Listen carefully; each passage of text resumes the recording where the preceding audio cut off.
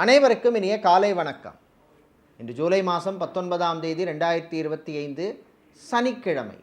இன்றைய தினராசி பலன். மேஷம், உறுதியான நாள். ரிஷபம், பிரச்சனை கூடும். மிதுனம், செலவு குறையும். கடகம், தம்பதிகளிடையே ஒற்றுமை ஏற்படும். சிம்மம், வீட்டிலே அமைதி நிலவும். கன்னி, சந்திராஷ்டமம் இருப்பதனால் உத்தியோகத்தில் கவனம் தேவை. துலாம், வெளிநாட்டு உதவி வந்து சேரும். விருச்சிகம், தந்தையின் ஆரோக்கியம் மேம்படும்.